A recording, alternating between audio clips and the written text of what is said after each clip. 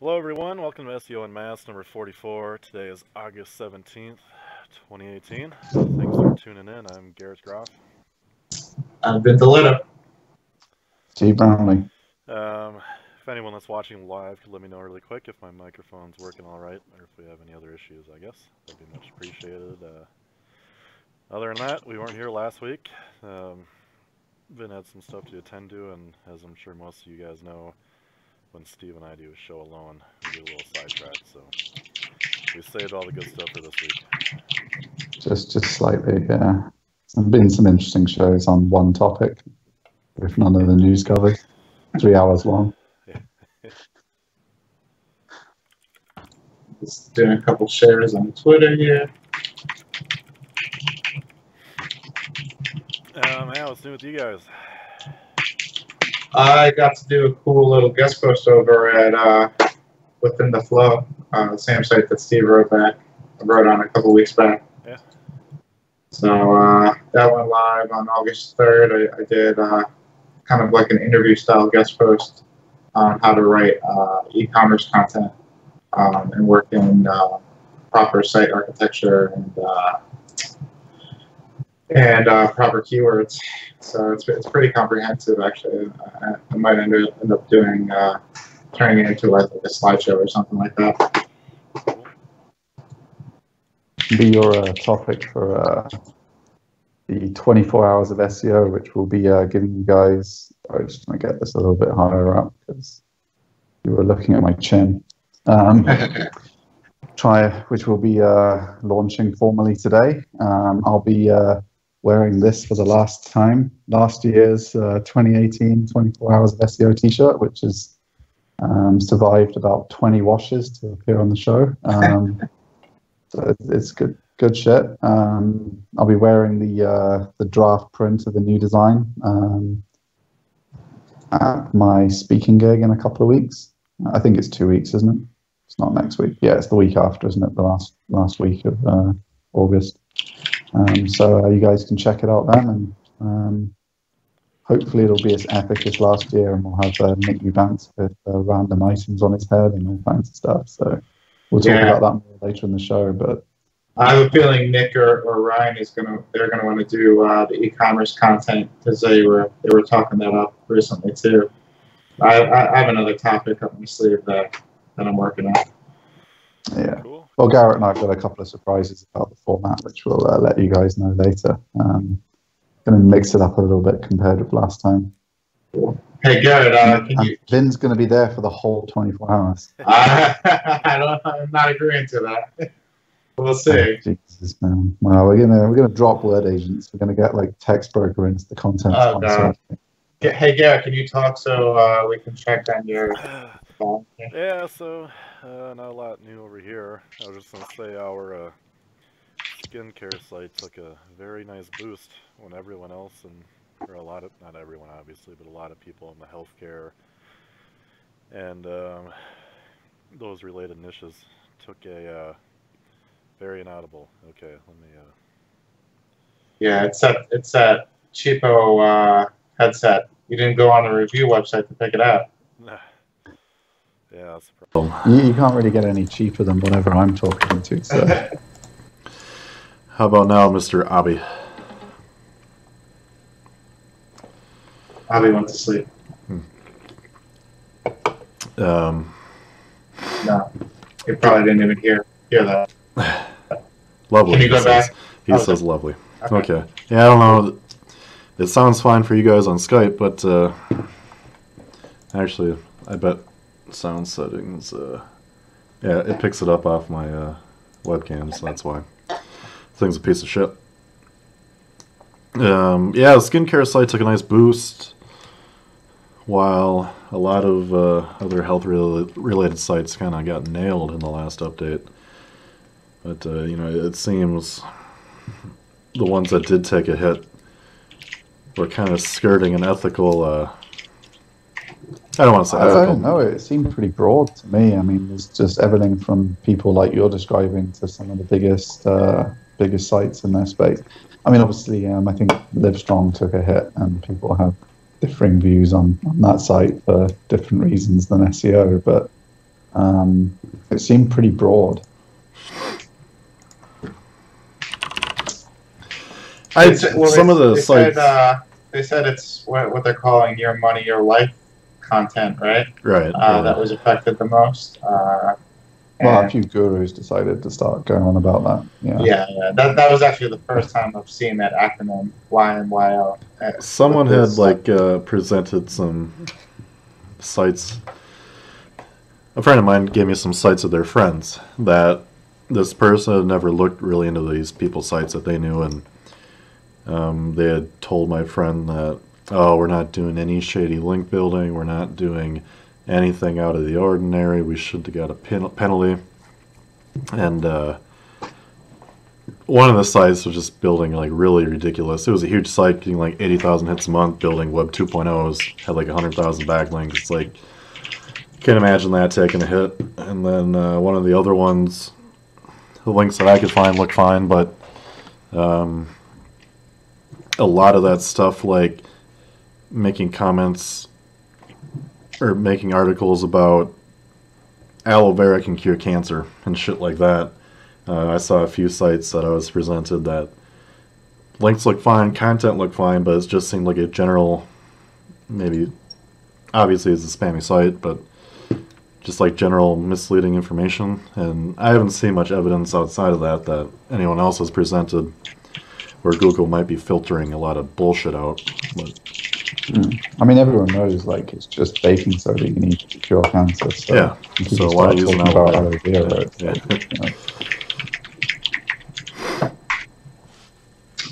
So, Steve, what's up with your speaking gig? It's coming up.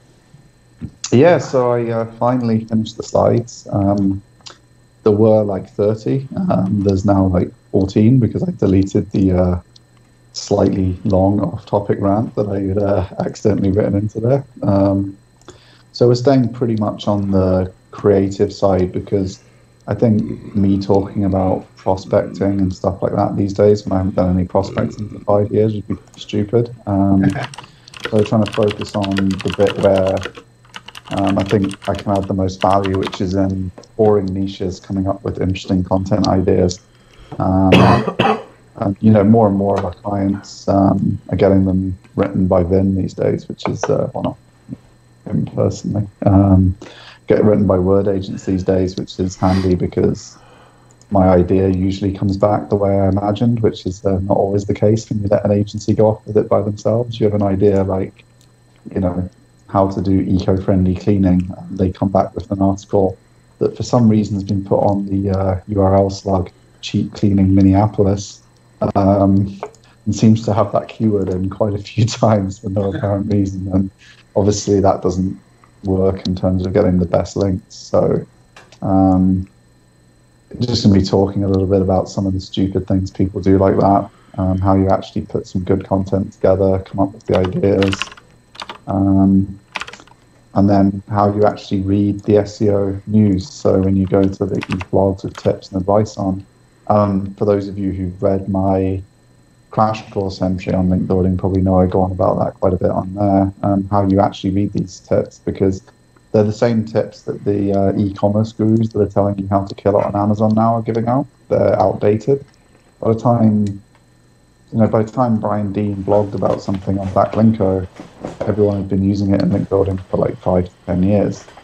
You know, the link building speaker at Brighton SEO, I think 4 sessions ago, shared something new that was just a form of ego bait that I first started using 6 months after I started working in the online marketing industry, so like 2009.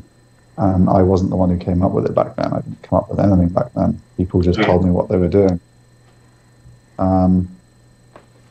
So they're outdated tips. So I'm going to go through a little bit about how to read those and to think more deeply about what you can actually do better and differently, combining different tips and actually get some results out of stuff that isn't working. And I think, you know, I won't ruin his story, but I think Vin had some success with a really old link building tip recently, doing it a bit differently using social, actually got a big win.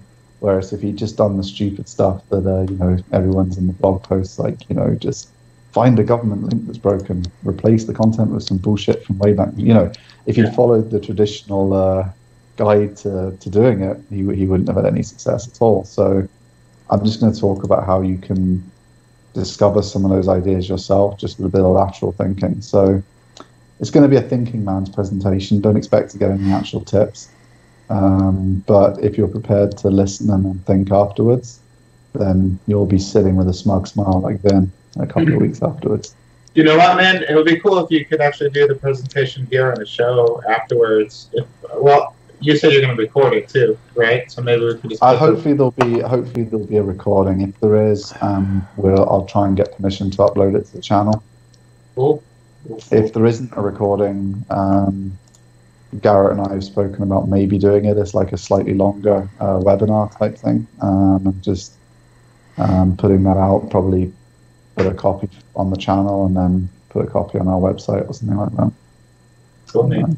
Not like an opt-in lead gen type webinar, just a straight up like you click play and watch it type webinar. Yeah, I definitely want to check that out.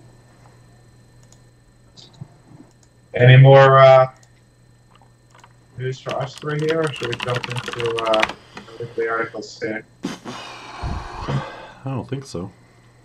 No, I mean we covered last time all the events we've got coming up. Obviously, how's Soy Candles doing? Oh yeah, let's hear.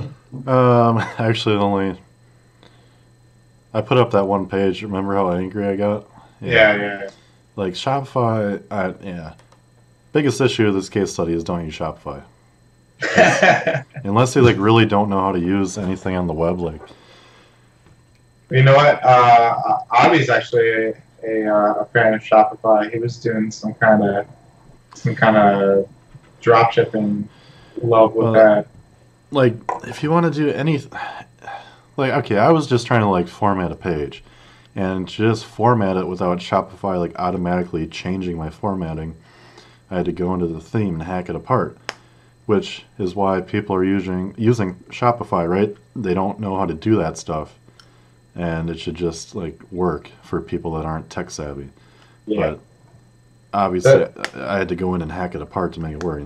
The fact that you can use a simple ordered list was, would you have to create a table and then put each list item within the table rows? Yeah, because what was I trying? I didn't want it one long list, right? I wanted 2 bullets and then 2 bullets right next to each other, and it was just a nightmare to make it work. And I think that's what I was trying to do or something. And I don't know. Here's a bet I would love to see play out, and I doubt either of the people. Shopify wouldn't take the bet, but if Russell Brunson gets to use ClickFunnels to drive pay-per-click traffic to a product that he's going to drop ship with all the upsells and stuff that ClickFunnels support. The Shopify founder is going to have $1 million and spend it on sending traffic direct to a Shopify product page.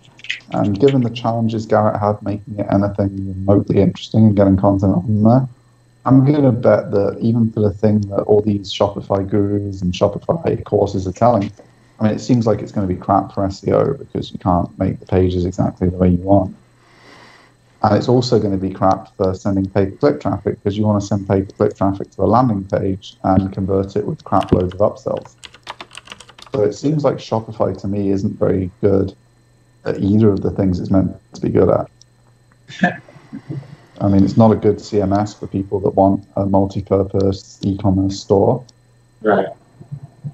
Because it's less optimal than the landing page builders and landing page type selling funnels software. Thrive as well. You guys know we've moved to that from ClickFunnels. And it's worse than, I don't know. I feel like just using WooCommerce with WordPress or something would give you a better chance of building a site the way you wanted than using Shopify.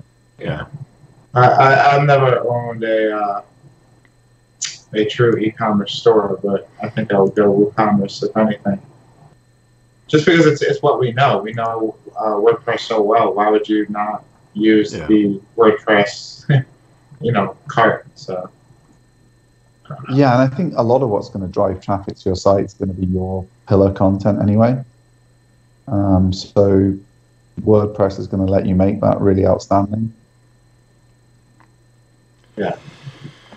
Yeah. I don't know. It's just. I think you should just port the site over to WordPress and be done with it. Yeah. I think we'll do that. Let's just get one of the teams to do that for you, like one of your copy and paste move overs that you had for one of our old sites, and just do that again.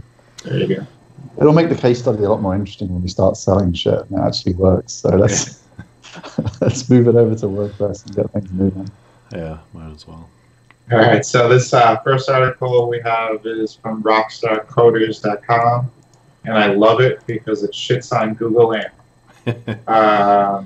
This guy is showing a case study on how Google AMP caused a 70% drop in his conversion rate, and he points out some pretty good points here on why you can get the same effect as Google AMP without actually using it. And I agree. He's pretty much saying that you can take any website and strip all the CSS, and you can, move all CSS inline and get rid of JavaScript, and you'll have the same effect as a speedy website. Well, I mean, Jared, who comes on the show sometimes, I mean, he's a big fan of having his sites load in, like, I don't know, some crazy, like, 0.4 seconds and stuff. And as far as I know, last time I spoke to him about it, he hadn't moved everything to AMP yet. So, I mean, I can't imagine you can get much quicker even if you use AMP. I mean, even if AMP's like 0.35, it's not really winning by much. I actually just paid him to do a speed optimization on one of my sites, and it is moving like gangbusters. I couldn't be happier with it. But yeah, I mean, the only reason I might have wanted to use AMP is the potential ranking increase by being on AMP, but that hasn't been proven or disproven at all. But other than that, as this article goes into, it ruins the user experience for many reasons. You're not going to get the same exact aesthetics out of your inline CSS, and not everybody wants to see google.com faster than the address bar. Yeah, I must admit, I hadn't thought about that factor, but it's actually pretty huge for if you're doing early stage funnel content. Like if someone reads something, by word agents, you kind of want them to notice not just that it's by you, like say your latest guest post, you kind of, if they're an e-commerce person, you want them to see that they're writing on an e-commerce community, you're writing on an e-commerce community they trust. If it was an AMP page, they're just seeing the Google thing, reading the article, they're not getting the whole branding experience that it's on that big authority site, that, you lose some of the, I hadn't really thought about that.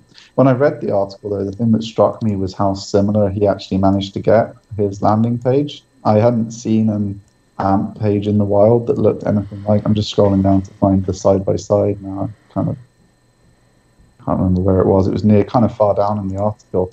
It looks a bit different, but I haven't seen, I guess because all the AMP pages I've seen have been news, I hadn't seen an AMP page that looked like a landing page before, so it's kind of interesting to see what a developer can do with an AMP page. Yeah, and he says that it's not so similar. It lost 70%. That's kind of insane. He said it's not any one specific thing that caused a drop. It's just an amalgamation of many little things.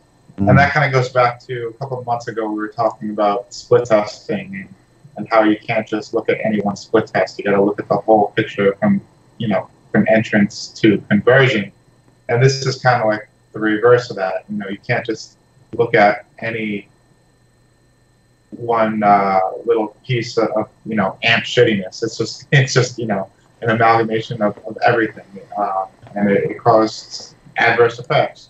So if you do a good speed optimization and you don't have bloated code, you're not going to need it. I guess my thinking was, imagine if you weren't a rockstar coder and you had one of the AMP pages that looks a bit more basic, how much worse because a lot of people just like install plugins for WordPress to make their pages AMPy. And imagine you just have like a standard AMP page, and because his is kind of, he's done a pretty good job of keeping the feel. Imagine if you just had a really basic page, how much you could lose compared with your really well converting page on your WordPress site to start with. Right.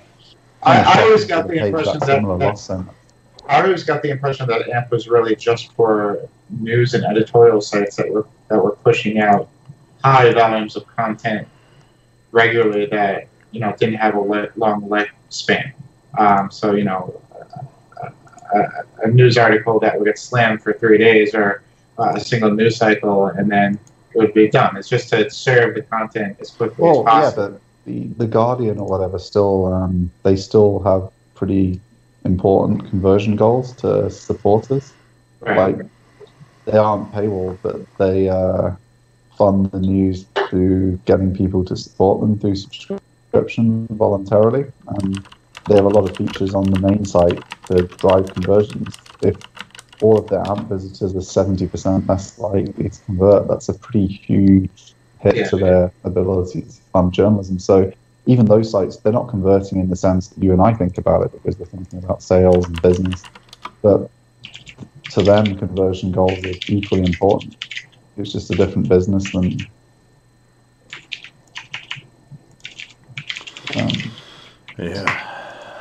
Yeah, well, you'll never get me on here. No. Until there's a track. I don't think anything we've said will encourage anyone to think that. So, all right, moving on here. This one was from last week that we didn't get to. And this is pretty scary. Garrett, I think this was yours. I'll let you take it. Yeah. When I first saw it, I guess number one, I was upset. It's like, why is an urgent care facility advertising, buying ad space to begin with? But that's not the real big issue. The big issue is, like the title says on Reddit, if you're in a big emergency and you're driving, option A is actually 15 minutes away, or 15 minutes further than option B. And if you need an emergency room, you probably don't give a fuck between A or B. You just need to get to the closest one, most likely. So it's kind of an issue of poor positioning in really sensitive niches, I guess, for ads. Yeah. And it makes again, for anybody that's watching, all the links are in the show notes below the video here. Garrett's talking about a specific ad group where option A is an advertisement for an urgent care facility, but it's actually further away from the searcher than option B would. So it brings up a good point. Again, I think that this is something that if it was pointed out to Google, that it would quickly change. Obviously they can't predict something like this. It's just got to be fixed. Well, there probably is a range. Like, you can't, be 100 miles further away or something. And that would be the ad targeting, right? So I'm sure. Well, they'd probably restrict you. Like, it's in the local block. You probably have to meet whatever their definition of local is. But I guess it's not quite sensitive enough if you're sending people with an urgent emergency 15 minutes further away. That's kind of insane. Yeah. Insane.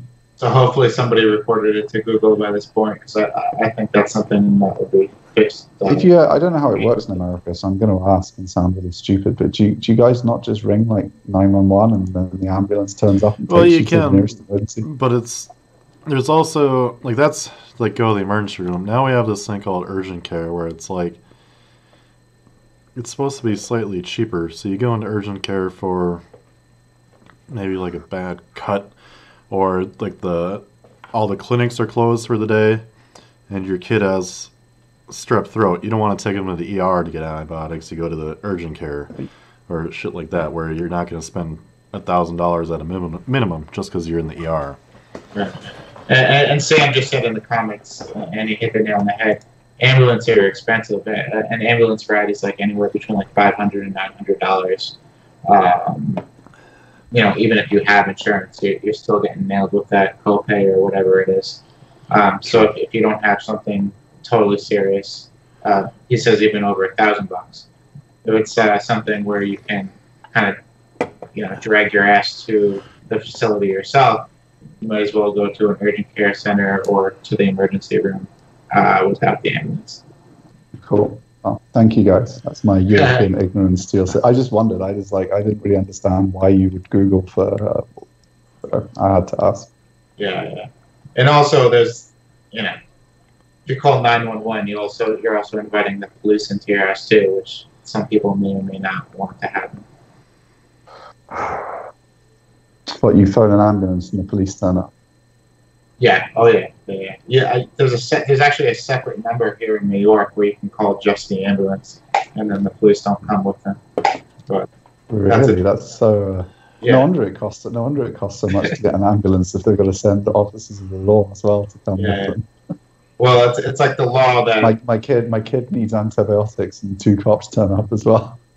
Here the law is, and it's like a privacy issue or a political issue. I don't know, but if you call 911, the cop has the right to just walk into your house for whatever legal reason. So it's a big debate around New York. Interesting. Anyway, this next one, significant objects. Who is that you, Steve? Yeah, this is my random marketing story of the week, because as you guys know, I hate SEO. It was just really interesting because these guys did like a test. So they bought really cheap tat, so like just paperweights, random trinkets. But then they made up stories about them. But I think the key thing was they didn't make up stories that were believable. It was like stuff like if you wear this, the last surviving member of this clan who walks through the gate of doom will become the ruler of the universe type stories. Yeah. So they weren't, it wasn't advertising fraud where they were, it was just obvious nonsense stories. But they sold at auction for, things that were $2 at a, just random like market were getting sold for hundreds of dollars and stuff. I just thought it was the Fastlane forum discussion link is probably the more interesting one to read, but there's some good press coverage as well about the story you can read as well. I read quite a bit of it, and it's from a marketing perspective, it's really interesting because not because you should make up some bullshit story, like I should change the homepage to say Garrett's special powers. If you buy the 174th link he does this month, you will inherit Google's magic key or something. But more just that you should tell your stories because people just love buying things with some kind of story. And even though our story is kind of boring, I tell it all the time, like how we got into the industry, what we've been up to and stuff. And that gets tons of people connecting and ordering from us on LinkedIn and stuff like that, just because I share little snippets of our story and random things. And ours is like super boring. If you've got kind of an interesting story, then you should definitely be telling it, not just, this is why my words are better, this is why my links are better, this is why my designs are better, look at my amazing stuff I've made. That's all just what everyone's doing. If you've got anything to say, you should try and tell your story in some creative ways, because you can sell a piece of crap for $200. You can definitely sell your good service for a little bit more if you tell a story with it. I'm actually kind of surprised that this is something I've thought about before, that, a guru like Brian Dean or even Rand or Patel, they haven't come out with like a strategy that integrates storytelling into affiliate content. Because I'm sure if they did that and tested it, and I'm not sure, but it would be interesting to see what the conversion rate would be like. Well, even on our Society, even though I don't build a society, I start out with a bit of a story, telling people, Yeah. of course, you all know me from this stuff that happened, even though I know only 20% of the readers remember me from that time. Right. It's just to tell the story. I don't think Neil Patel's a storyteller. He's more of a hard sell marketer. Yeah, I just mean the concept, because like these guys like rip apart and systemize every other thing to content, including typing on a keyboard so you can't hear yourself. But you know what I mean. If you hear Garrett's 465th key click and you type key click of doom into the chat, you will improve by 3 ranking positions on Google. So that's Garrett's story. So fuck off. All right. Muted for you guys though. All right, what's our next one here? Oh, building a strong internal linking strategy. Let me get rid of my dog 1 sec. Yeah, I mean, this one, I kind of read it, and I thought it was a little bit too basic to really dig into, and I think it's kind of cool because Vin's been talking a lot about smarter ways of doing this recently. I know Garrett has a really good process for it. So when I saw this article and it was getting loads of action, I kind of thought it's just kind of like build a silo, look at percentages of anchor text, and this article matches up almost identically to the guest post I just wrote for on Within the Flow. I just put it in the context of e-commerce sites, you know, category, subcategory, product, and supporting. But this is just a much general, broader view of it, and it's the right way to do it. I showed you privately what kind of results I had just posting an entire silo at once from my site, and I have top 3 rankings with no links for certain pages within this topic cluster, or however, whatever you want to call it. So it works. But I think this is. I think I would have just liked him to go a little bit deeper. Yeah, and I also think that he especially with the internal anchor stuff, I think he kind of makes some claims that are not necessarily true about getting penalized with using the internal anchors too often. I don't think that's true. I think that you can use an internal anchor as many times as you want. I think Matt Cutts, and you can correct me if I'm wrong in the comments. I'm sure it was Matt Cutts back in the day. He said that as long as what you were doing with your internal links wasn't clearly manipulative, so like page rank sculpting, so followed all your internal links that were just to send customers around your site, and just kept the ones with your aggressive anchor text in as followed. Like, unless you were doing obvious page rank sculpting, you didn't see a problem with internal linking the way you wanted to. Yeah, the way this guy is... Because if you had a page about credit cards, why wouldn't the anchor text be credit cards every time? Exactly. Why would you randomly vary it up for no apparent reason just to appease Google? That would be stupid if they were... So that's the only thing I don't agree with this article, because he's saying to kind of use variations of it. So, best credit cards or credit cards for X use, and then he's giving it like a percentage. It's almost like a black hat, like anchor ratio percentage graph. I do wonder if maybe he's getting at the people who are doing what Matt Cutts, I think, it may have been someone else at Google, so apologies, Matt, if I'm giving you credit for something you didn't say. But whatever it was, it doesn't really matter. It makes sense anyway. Like, if maybe he's getting at the people who are using the internal anchor text stupidly. So instead of just, you're a bank and you link your credit cards page with credit cards every time, you have like best cheap credit cards better than Barclays or something, and you're NatWest, and use that as your anchor text every time, or you use your anchor text something, so you're using it to just try and rank your credit card page for a competitor or something, and you're doing it. It doesn't make any sense for your customers to want to click on our credit cards are better than Barclays link over and over and over again. Like, every page on the site links that way. Yeah, if it's contextually irrelevant, Yeah. then that harms user experience. And if it harms user experience, we know that's probably not the right approach. I think I was probably too harsh on this in my kind of first assessment. Like hearing you guys kind of break it down a bit more. I think the reason I felt like he kind of started off saying a lot of words, and then I think he got bored writing it, and it got like his points got less and less as he went on. So I kind of got, by the time I got to the end, it was like I'd forgotten that he'd made some good points at the beginning, because then he just starts firing quick, and then we're done. Like it starts out pretty strong and in detail, and like it feels like he gets bored by 0.5. Right. It did make me. I've heard of Sitebulb before, but I've never really dug into it.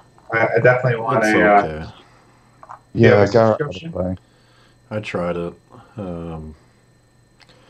It's the only reason I tried it because I wanted, like, I'm very visual about how we do like interlinking on our sites and stuff, and like that.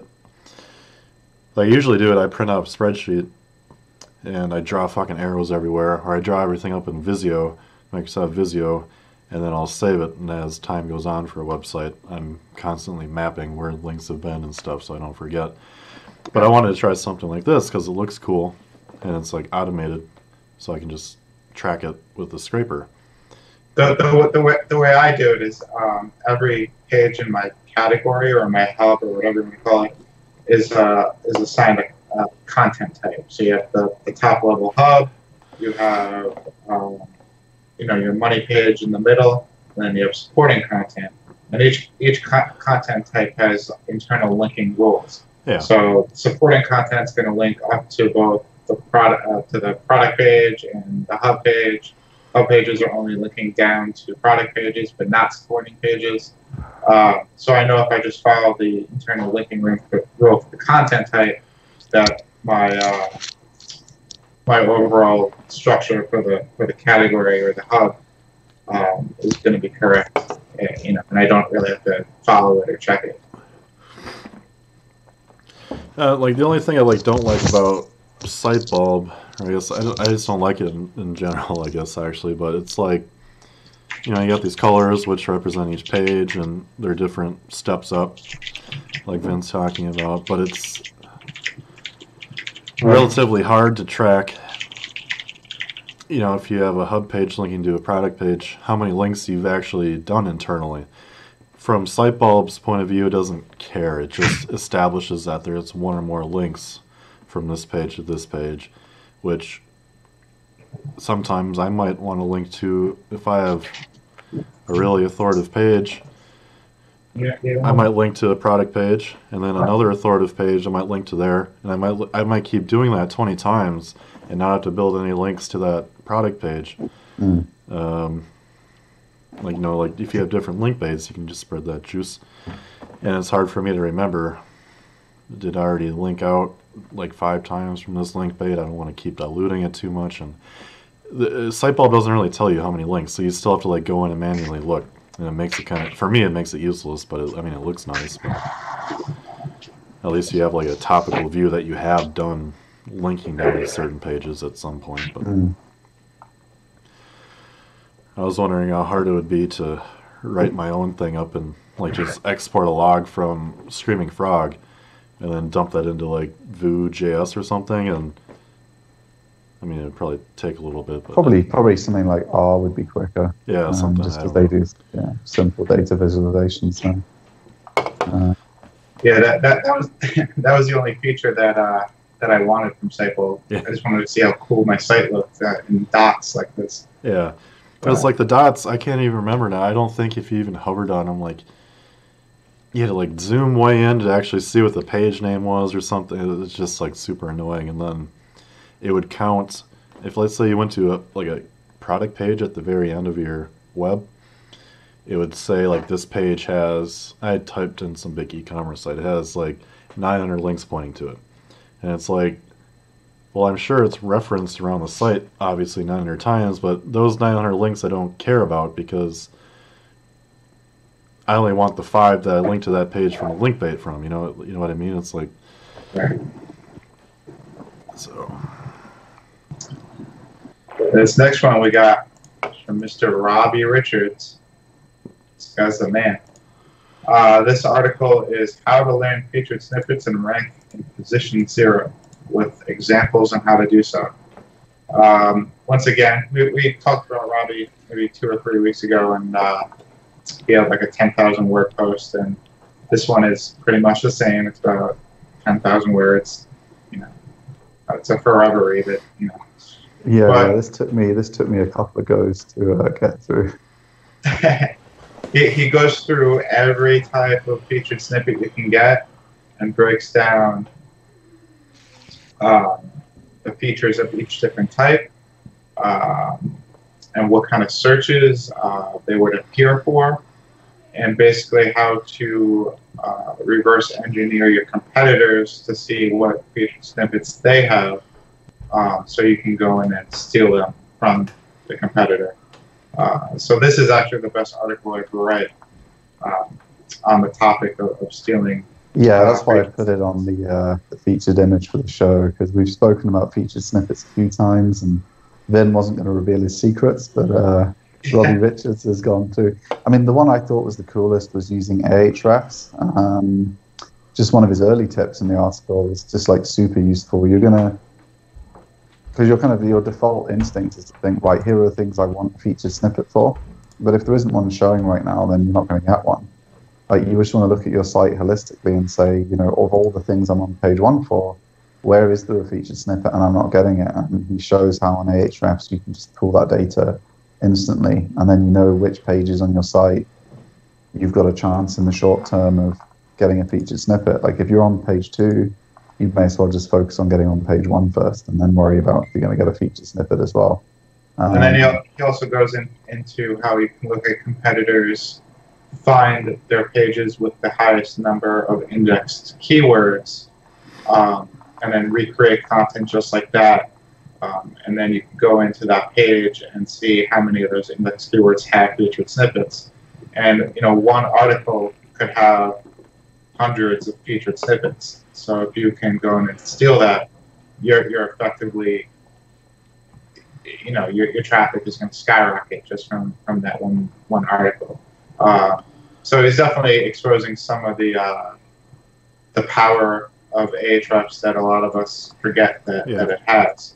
And has like a good system for grabbing featured snippets. But it's a little too in depth for us to go into any one specific strategy. Yeah, here. I mean, one of the interesting things I found just reading through his examples was how often it didn't require like weird markup, or like just picking one at random here. It's like, you know, format each product name inside an H2 tag in order to blah blah blah.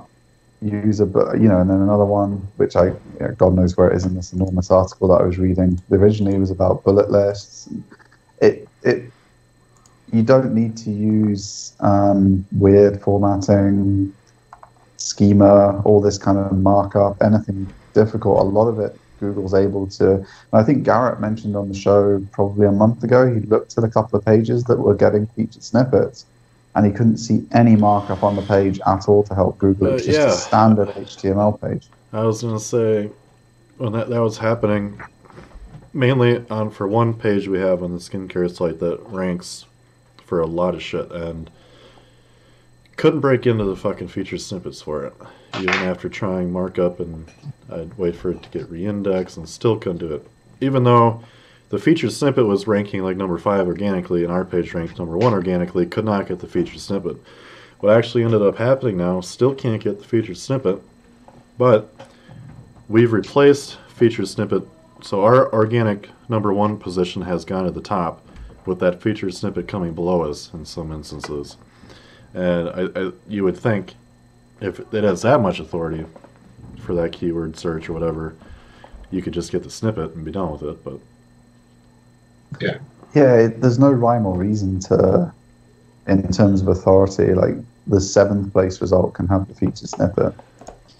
He did show that how using an illogical architecture on the page kept him from getting the snippet. So since because Robbie's posts are so long, the heading structure is not, you know, your standard cascading nested headings.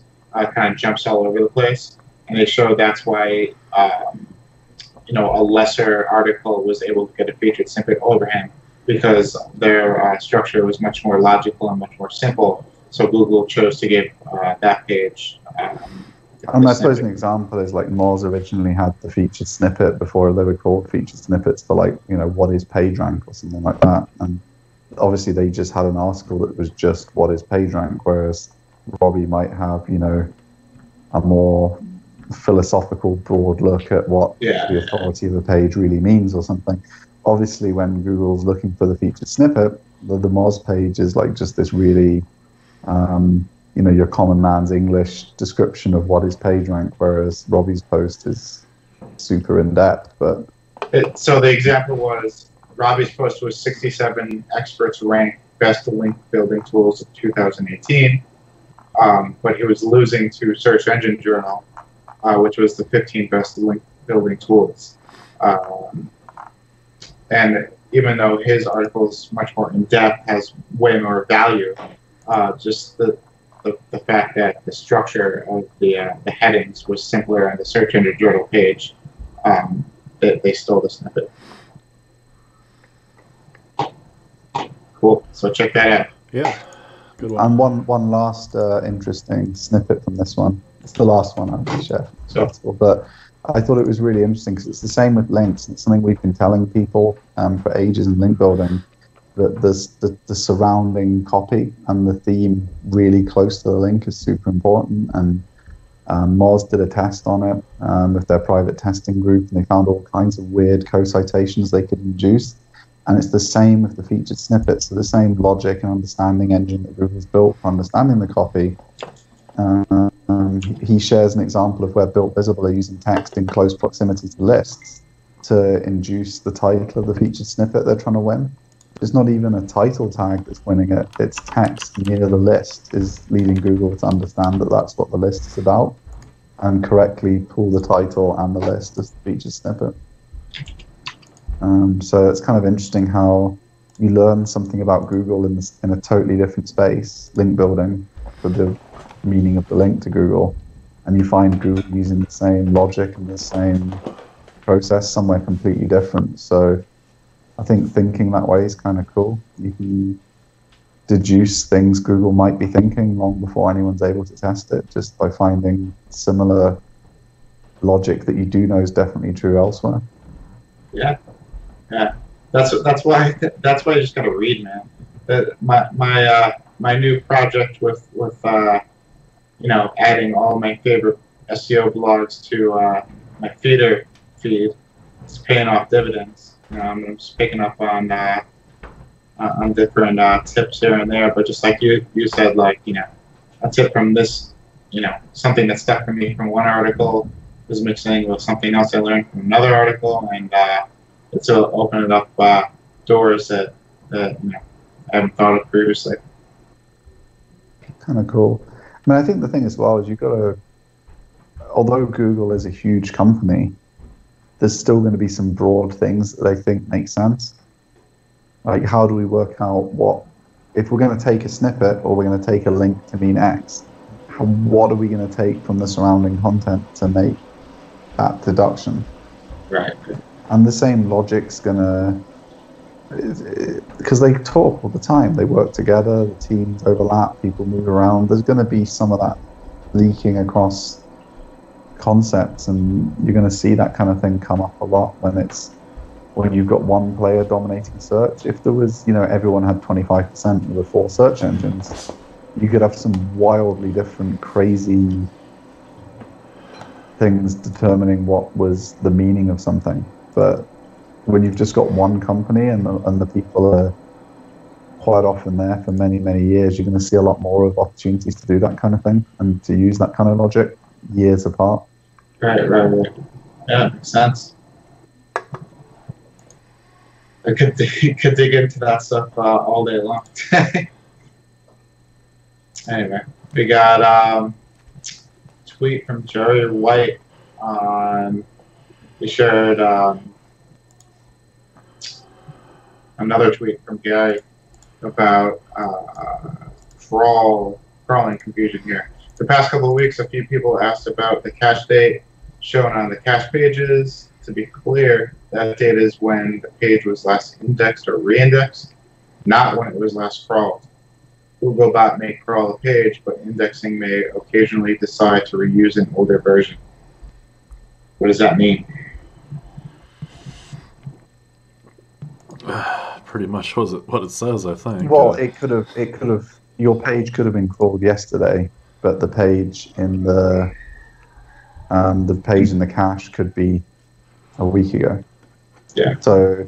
So like what people with huge sites are trying to optimize their crawl budget really aggressively, and they're trying to work out how often Google's crawling different pages, all this kind of stuff. If they were using the cache, they were getting false signal because that's not when Google has recently crawled the page. Right. So it was just correcting something that a lot of SEO gurus were recommending, like, oh, just look at when it was last in the cache, and that'll tell you how often it's being crawled. But somebody in the comments asked, and this is something I thought too, would Google cache a site without indexing it? For example, a new site is crawled but hasn't been added to the index yet. And he came in and said, no, that wouldn't happen. So you don't have to worry that Google's going to keep you out of the index for a period of time if you're on your site. This is just solely about what version of the page it chooses to show. Well, and it's true. If you're ever trying to find something that's gone down, or there's things that are in the index that aren't cached. So you should have been able to work this out yourself if you used Google. And I'm not the heaviest user of Google. I use DuckDuckGo a lot and stuff. And even I'd figured out that there's things in the index that aren't in the cache. So you can't deduce that the last time that page was indexed is when it was in the cache. It's not even in the fucking cache. There's loads of stuff that isn't cached by Google that they've clearly indexed because it came up in the search results. The little drop down with the cache thing just isn't there. Yeah. So I don't know why people thought they could use this as the thing in the first place, but nice to see. It's nice to see Gary back on Twitter actually, because he threatened to quit Twitter after the incident we discussed a few shows ago. When one of his colleagues was insulted by someone famous. let's not go there again. Well, that's why I'm deliberately not saying anything about it. But yeah, it's nice to see Gary back on Twitter answering some pretty specific questions about search. It's pretty cool. So thank you, Gary, for coming back. We have an interview. Who brought this one? I didn't get much out of this one. I don't know. Well, it's Emin Jones. What kind of Steve's around? I'll let Steve talk about it. Yeah, I mean, the thing I really wanted to share it for is just because I think people forget how long and how differently some of these people who've been in search since before Google think. And I think reading their stories is quite interesting when you came into it when you kind of expected that if you searched for, where's my nearest emergency room, you weren't going to get like 4 porn links as well, kind of thrown in. But the first time I used a search engine, I saw porn links when I was searching something pretty boring. So, these people have been around for, just such a crazy. I mean, I was like 10 when he started or something. And just the way he thinks about things is just completely different. So I thought it was a really interesting read for people. I think when we have our 1 millionth view and we start inducting people into the SEO UnMasked Hall of Fame, Ammon Johns will probably be one of the people that we discuss for induction. But it's just the way he, like everyone knows him, but he's like, if you're trying to be famous, you've done it wrong already. You should just be grinding away and being boring and studying SEO and thinking about things. And then people will just, and then in how long are we now? 30 years since it started. Then in 30 years, everyone will just know who you are. You'll be famous anyway because you're good. Just from years of sharing your ideas and just openly discussing concepts. He also has some kind of crazy memory. Like he remembered that I'd been on one of his. He used to host. Oh, this is like, what you were talking about. Yeah. That's funny. I don't know how you could be that well known, know that many people, and remember some dude was on one of your early hangouts when you didn't have many people on them. It's like, Jesus, you remember everything. So yeah, never say anything to him that you don't want to remember, because seems like 10 years later it'll be fresh as the day it happened. So you gotta like drop Easter eggs the next time you see him, just to see if he'll remember it like a year down the line. Yeah, well, he'll see the new 24 Hours of SEO t-shirt, and you'll be like, you guys have changed the logo, right? That's funny. Yeah, that story of the guys that were doing SEO before SEO was a thing, that reminds me of Bruce Clay. It reminds me of the dude from SEO by the Sea. And do you guys remember Shoe Money? Shoe Money was more of like an affiliate guy. Shoe Money, I haven't heard that in a long time. But he was the one that kind of where he was into. He's the one that did all the ringtones and stuff, and he made his money on all the cell phone ringtones. But all those guys, they were pioneers in that they just figured it out. You know, they weren't leveraging somebody else's strategy. They were just seeing, what Google did and reacting based on the feedback that it gave them. So, I think I think today's brand of superstar, a lot of them, they make their money through just trying to be a superstar. They've never actually done anything before. Right. Like, I mean, you can say whatever you like about what Shoe Money did with his personal branding mission but he'd already got rich first. Yeah. Like, you might not agree with his brash approach to further monetizing that early success, but you can't say he didn't make money first. There's so many people out there now that are making money who never made any money first. They've convinced a bunch of idiots that they're super deep. Yeah. Some guy in a garage with a Lamborghini springs to mind. I don't know who that might be.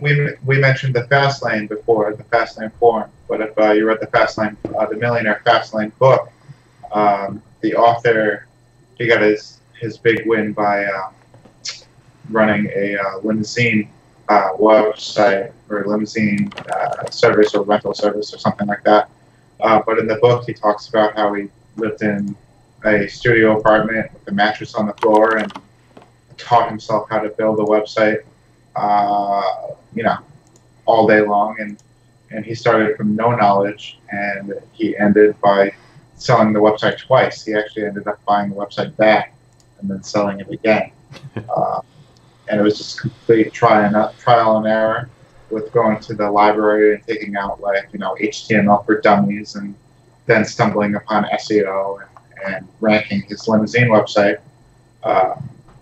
So yeah, if you have the motivation and you have the grit to dig down and figure stuff out, I think you're going to be a lot more successful than just it's MJ DeMarco, for those of you who haven't heard him. I quite enjoyed his book. I haven't read his second one, but it wasn't useful to us in the sense that he was preaching to the converted. It was like, build a good site, make something people want, make money from it. Right. It's kind of so he was preaching to the converted, but it was just kind of an interesting read because it was a guru book to inspire people to do something, but it wasn't written from a place of bullshit. Like, I think a lot of the people that other people make money from and that follow, he would have pissed off quite a few times during the book, and they would have stopped reading because he was like, yeah, so you need to like, there was none of this, I just read the like book review and then I put it on my shelf kind of bullshit. He's like, no, you read the book and you spend 9 months trying to make a site. It's a piece of shit. Right. I mean, his best story was he had this great idea to improve the conversions of his site. He redesigned it completely. And it failed.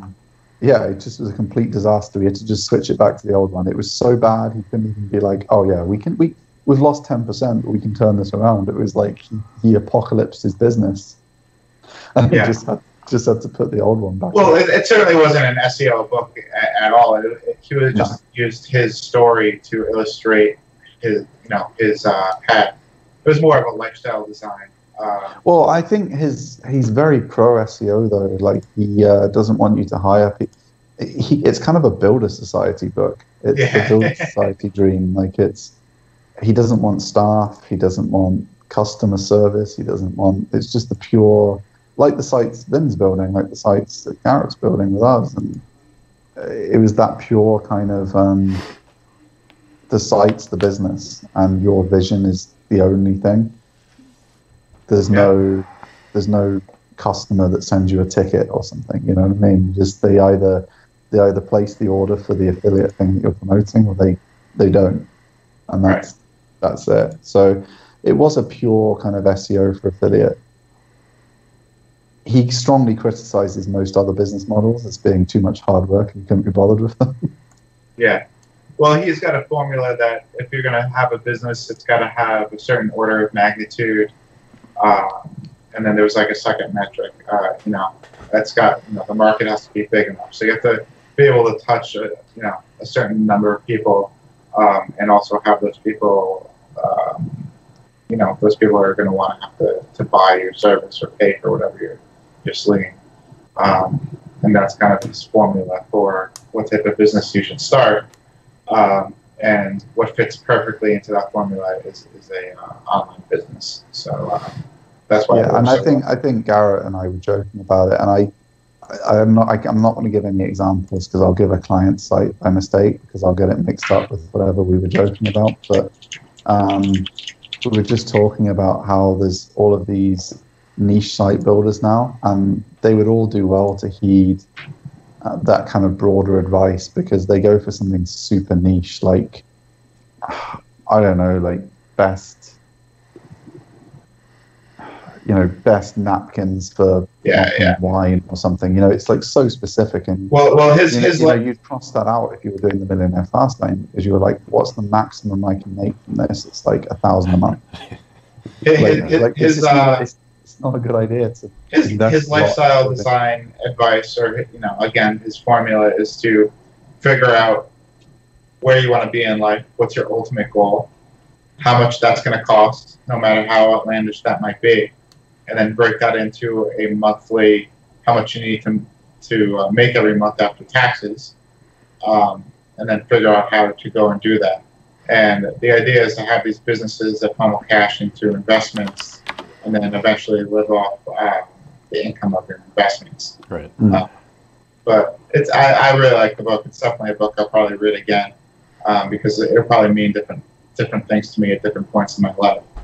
But I've bought Unscripted. It's just like 4 books down on my reading list. I'm reading a slightly more eclectic and off-topic book. Well, it's not entirely off-topic. It's about I'll talk about it properly once I've read it all. But it's about big data and its unintended consequences on society. Yeah. So it is kind of to do with what we do. I'm reading Principles by Ray Dalio. Have you seen that one? I haven't read that one. No.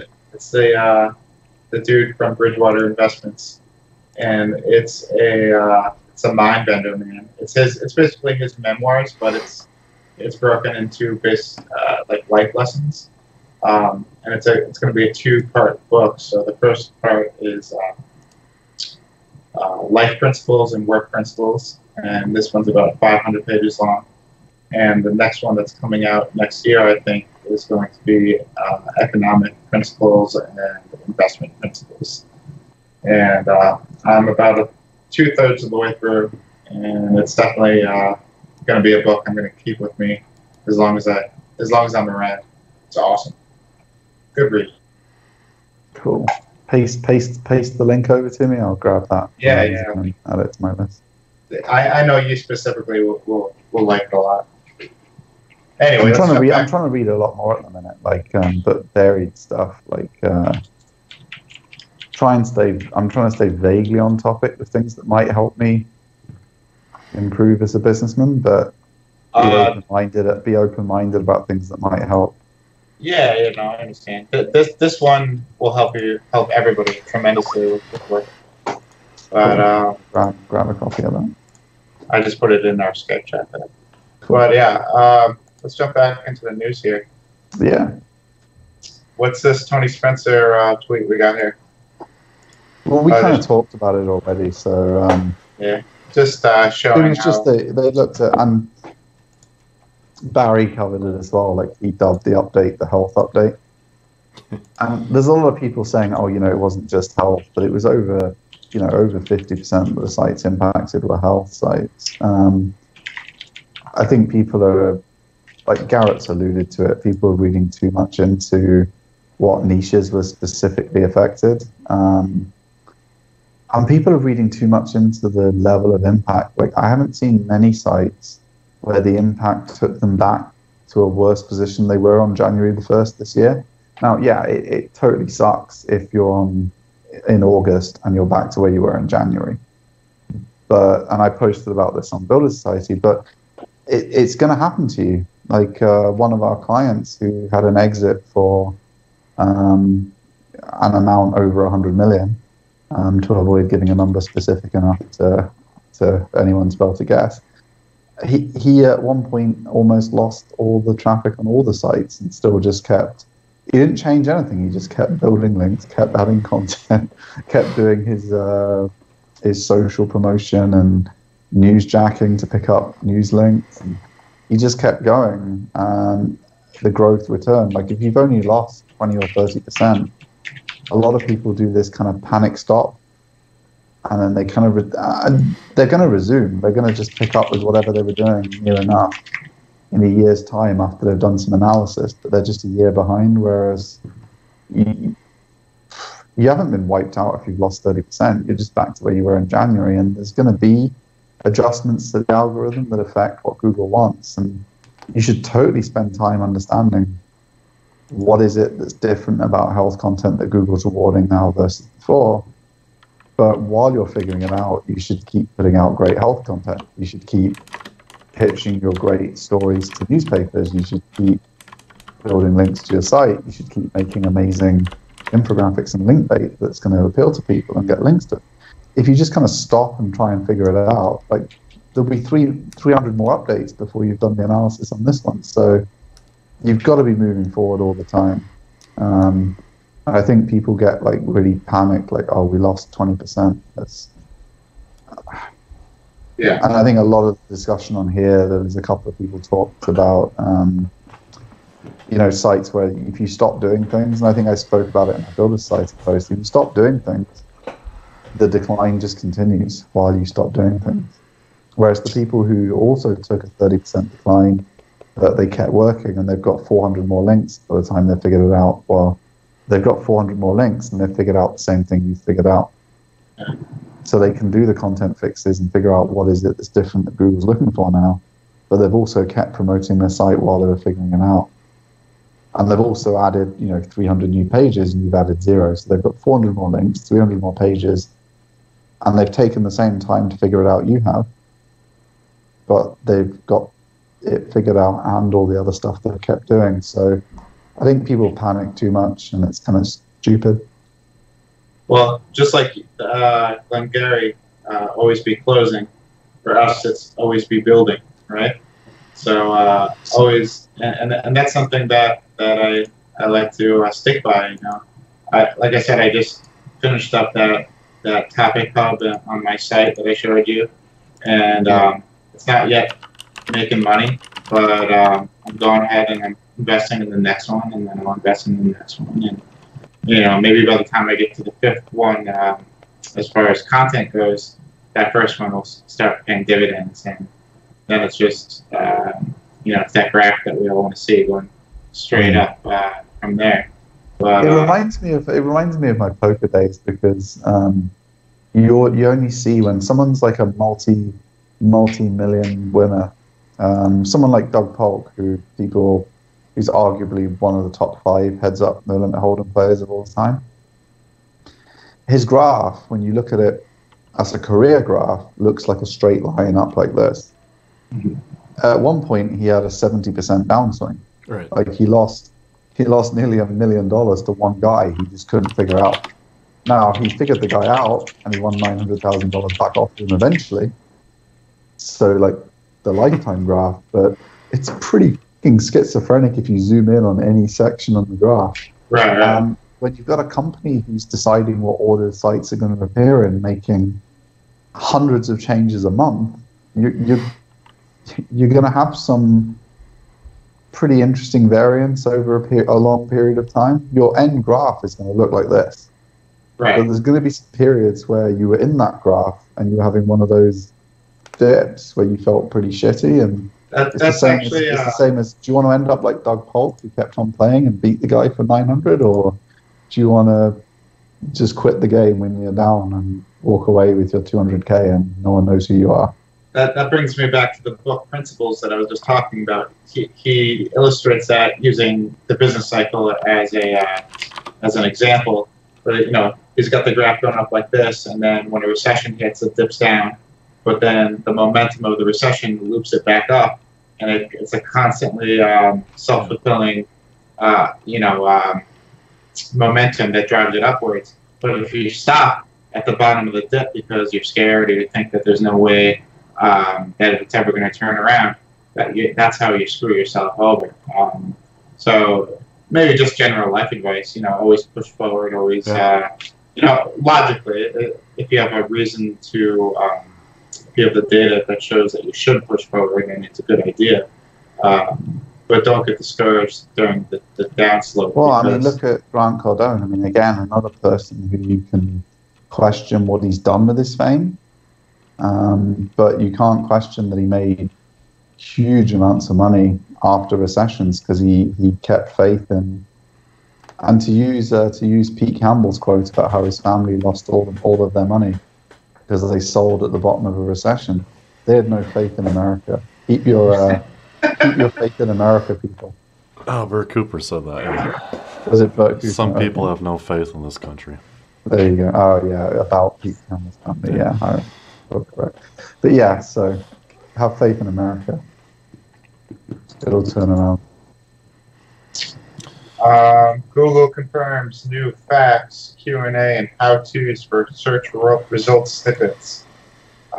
So this is a little scary for some of us content publishers.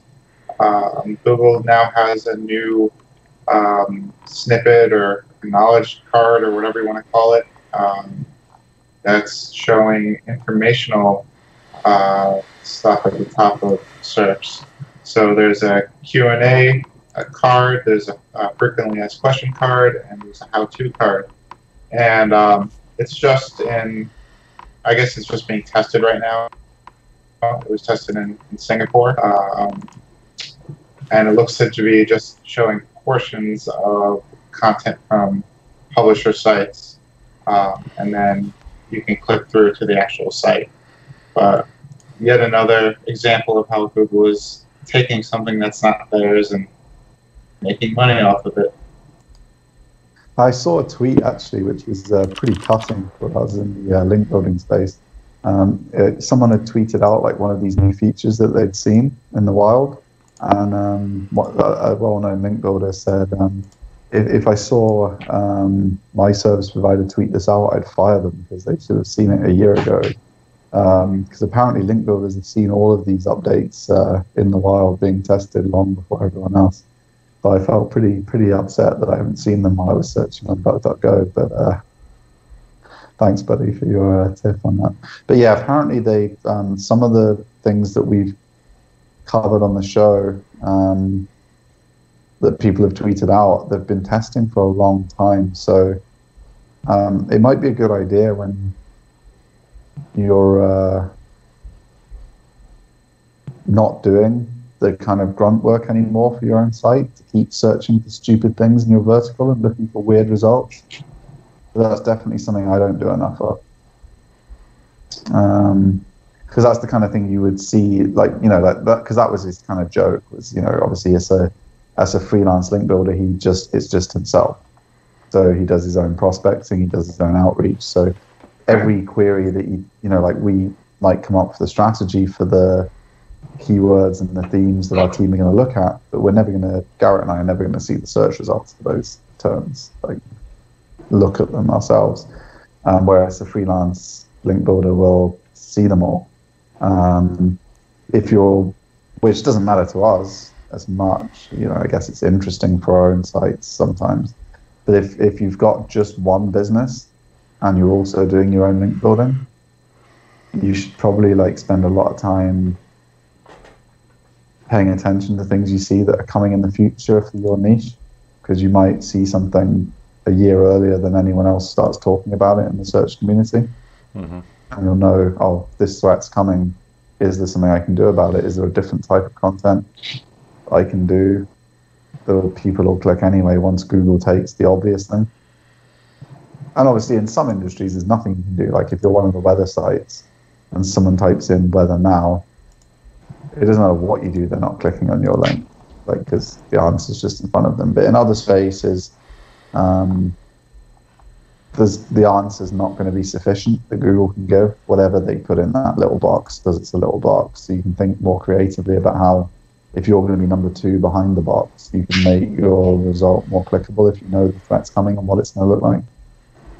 So whilst he was sniping at those of us in our ivory towers with teams who don't do our own searches anymore for link building, I kind of got his joke in a way to mean, you can take it in a useful way if you're running your own one site and you're really narrowly focused.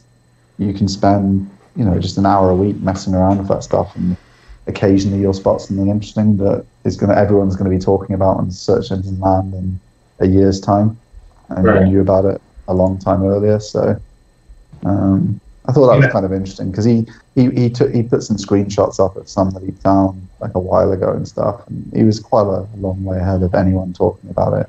But something to keep in mind is that they're just testing this now. They didn't confirm that they're rolling this out.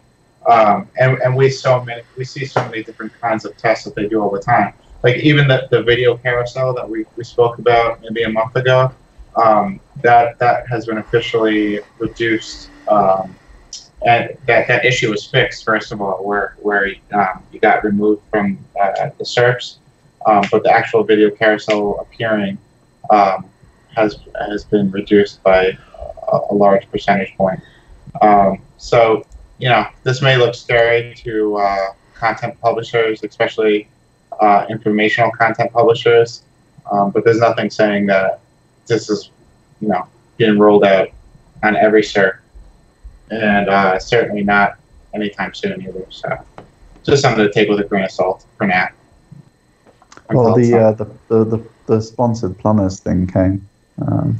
I forget who put this link up now. Who put the cleaning services link up?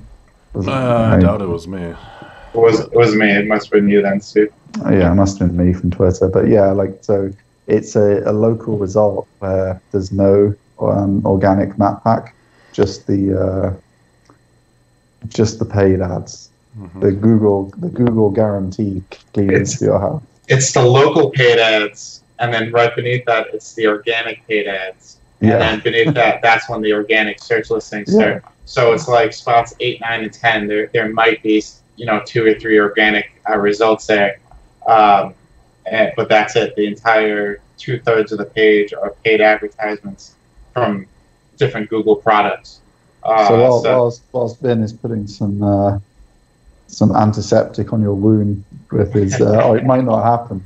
We spoke ages ago about the stuff that was going on with the Google Verified. The test that this Google guaranteed providers, and become a pretty aggressive rollout when on mobile you got to scroll pretty far to see something that hasn't been paid for, and some of these results now. Well, I was looking in the comments, and other people didn't seem to be able to replicate that specific, that specific instance where it's, one paid product, on top of another paid product. It was the same with the locksmiths, though, because when they first brought that out, it was impossible to replicate unless you were in an exact town, because they only tested it in really geo-specific areas. Even if it's not global at this point, you get a good idea of Google is looking to do with their test, simply by what they're testing. But again, even with the people that were trying to replicate it, every one of them found the first result had an ad in it rather than an organic listing in the map pack. Just like the emergency room search that we looked at before. Yeah. So organic is getting pushed down even more. Oh well, here we are. There's still shitloads of it though, people. I mean, Yeah. you can just build a site and start picking up thousands of people like pretty quickly still. So yeah, tons of opportunity out there, boys. Again, always be building. I think that if you're covering a topic comprehensively, and I mean from top to bottom, every nook and cranny, that you'll find the pages that are wide open to you, and you'll be able to figure out how to funnel that traffic into. Do you guys think that like it just generally makes more sense for these local subjects just to be paid ads anyways versus having all this organic shit? Well, that's what used to be the case with the yellow pages. I think the reason there's still so many organic clicks in the local space is because people, for some reason, even your regular Joe, who kind of sometimes finds it hard to spot the ads and stuff like that, they trust Google less than they trusted that big book that got delivered through their door.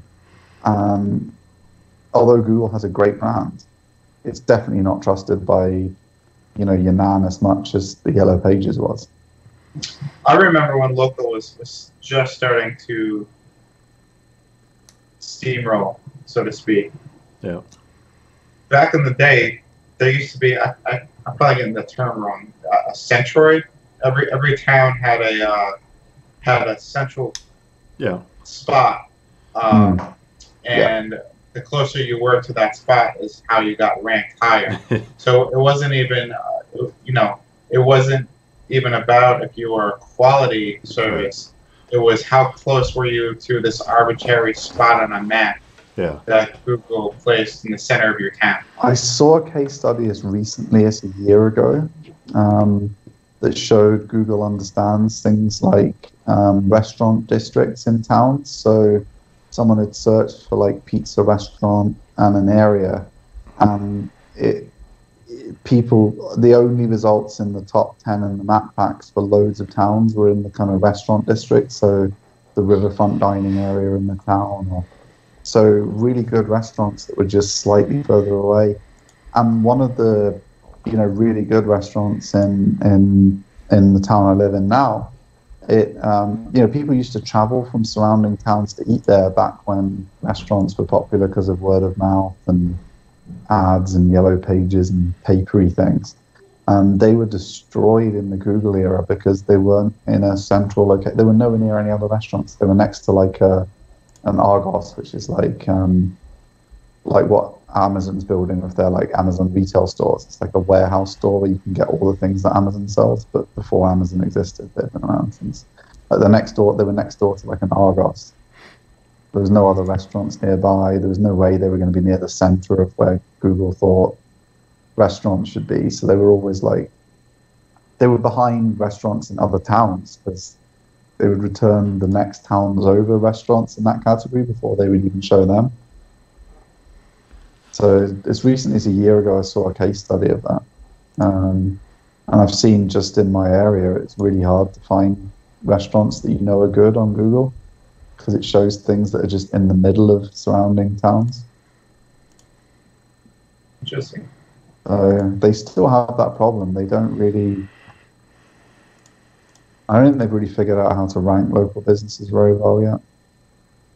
Where location matters or doesn't. Did you put this Disavow piece up? Yeah, just because I found it, and it was really interesting because of the timing. Like loads of people have been talking about how you shouldn't bother disavowing things anymore. So this guy over at Dejan SEO took it to a pretty hardcore extreme, and despite the fact that he knew his disavow file had a load of crap in it that you'd want to disavow, he deleted it and then Right. monitored how things went. And it went pretty bad. And, to say the least. Until the 24th of May, he pretty much got wiped out. So he re-uploaded the disavow file, and then by the 3rd of August, the site recovered. Now this begs the question, and the thing that I thought of immediately is, what if he never submitted the disavow file in the first place? Would he still be wiped out? Or was it because he had one and then deleted it that he saw the negative effect? I don't know. Because I mean, I know one huge site in the UK where their head of SEO spends a lot of time making sure their disavow file's up to date, even today. Not a client, just someone I chat to now and then. I just say it because I've never fucked with that at all, and my rankings are pretty good. And obviously, everybody gets like the scraper sites and the bullshit spam sites and all that stuff. But my feeling is that that's filtered out naturally. My speculation is that there was some worse stuff in his disavow file than just because he's in the SEO industry and there's idiots out there. Kind of like if you're in the payday loan space, there's going to be some idiots linking to you pretty badly. So I'm guessing there was some worse stuff in there than if you were in a more mainstream niche where your competitors aren't doing that to you. Yeah. I know Jared it tweaks his disavow file at least every couple of months, and he's religious with it. He's religious about everything, though. Like, it's all about perfection of that dude. Yeah, sure is. But the title of this article is a little misleading. It goes, "Does link disavow tool do anything?" Kind of makes you think that the answer is no, but it's the opposite. Yeah. All right, what else we got here? Where are we? How to not complain about search results to Google. Danny's being kind of a twat. Yeah, the guy from How To Geek, I guess, took a huge hit in late July or early August, and I guess he submitted a request to Google multiple times, and Danny Sullivan came out and basically said, "Yeah, we saw your many requests, but the way you submitted the information does nothing for us, and here's how you're supposed to submit information. But at the end of the day, we're neither going to confirm or deny that we're changing anything for you." I was never a fan of. I don't really understand why Danny Sullivan is so revered for his work in the journalism side of SEO.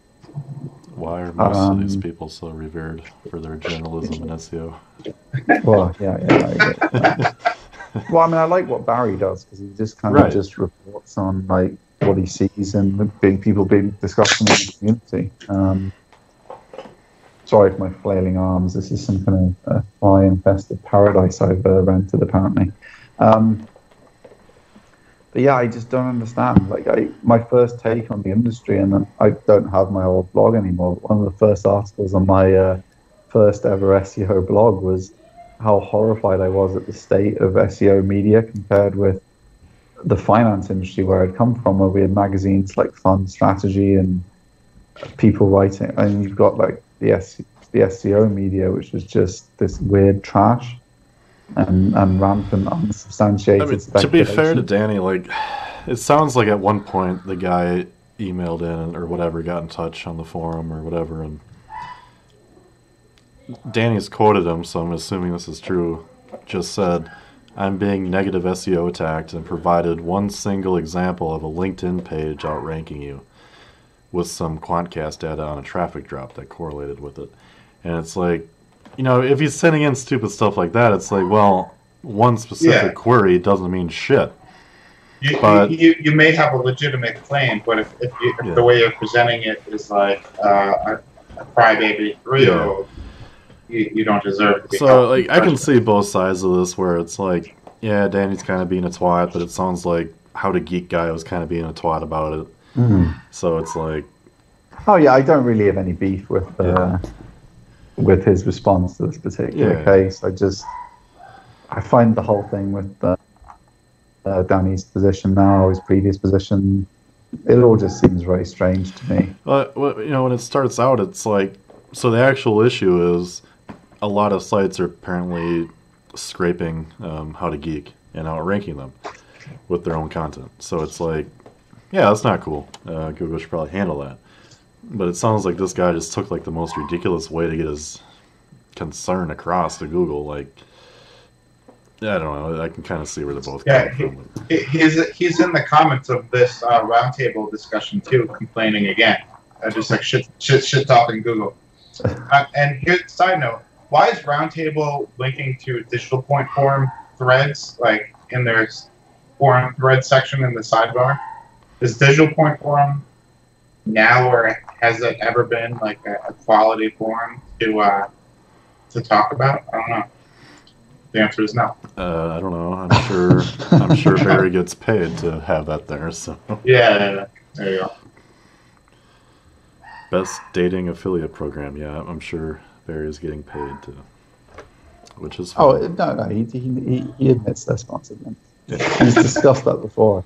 He had an argument with Google about whether we should no-follow them at one point, and he backed down in the end. But he was pretty stubborn about leaving those bad boys follow him for quite a while. Yeah. Anyways, Steve was mentioned in an article by the MonitorBacklinks.com blog. 5 trustworthy tips to outsource your link building without the risk. Yeah, what they were wanting to do was just talk about the scams that everyone's up to. You know, my main point was when we chatted was just there's so many people whose expertise is like, say, technical SEO or something, and yet they get taken in as an agency by, you know, people put these nonsense words in. Like, you'll see that if you look at our site, there's nowhere on there where we say the words white hat, complies with Google guidelines. You know, because let's be honest, if you're doing anything where, even if you do what Verve Search does, or Fractal does, and you make just amazing $50,000 link baits and press ideas, Google's guidelines clearly say if you're only doing the thing you're doing because you're going to get links, you're trying to manipulate the search results. So even that is arguably not white hat. Now, they would argue, oh, well, of course we're not just doing it for links, we're doing it because we're getting press coverage, and it's going to probably, you know, the fact that we did this Star Wars link bait is definitely going to help us sell more holidays, right? I mean, it's total bullshit, but they can make a plausible argument that it's true. So, I mean, I'm suspicious of anyone who says they're white hat to start with. I think they're immediately like some kind of black hat scammer that's going to try and steal my money. So, the more someone tries to claim to be clean, when even the most clean agencies you can name, because I have a lot of respect for Verve Search and Fractal and some of the work they do. So, just to be 100% clear, I wasn't mentioning them to be derogatory. I think their work's pretty exceptional, and if you've got that kind of budget, it's, you know, why not do that kind of work? So I was mentioning them positively, but in a kind of joking way, because even what they do could be argued to be against Google's guidelines, because they wouldn't be doing it if they weren't going to get links. Google says, well, if you're only doing it to get links, then it's a manipulative link scheme. If you're actually going out there and saying, oh yeah, come on, we're white hat, we're the whitest hat you can do, but it's only $30 a link. It's got to set off some red flags. But because it's such a broad industry, SEO, and you've got people with all these different disciplines, you know, you've got technical agencies who are like, well, we've got to get some link building in here, and they end up buying from these fucking jokers. It's like, so I was just trying to add a little bit of color to how you can spot these dodgy people and how you can actually just think logically about what a webmaster would do. Like, say Vin runs a, I don't know, what do we definitely not have a client in? Crazy putting. Like, Vin runs a crazy putting tips site. Crazy. I'm trying to, well, come on. I definitely know that's great. crazy putting space, so I'm safe to talk about this niche. And someone comes to him with like a, they want him to link to like the tennis website with the anchor cheapest racket now. Like, is he really going to do that for $12.50? Probably not. It just doesn't make any sense. You just have to, like, if you just think for a minute, what? Because if something's going to ruin your credibility as a website, you're going to want to get paid for that loss of credibility at the very least. At the very least, yeah. Like, and even then, you're talking some substantial money before you'd embarrass yourself with some spun content that has the link in. I mean, right. Like, I mean, if you're a lawyer charging $300 an hour, like,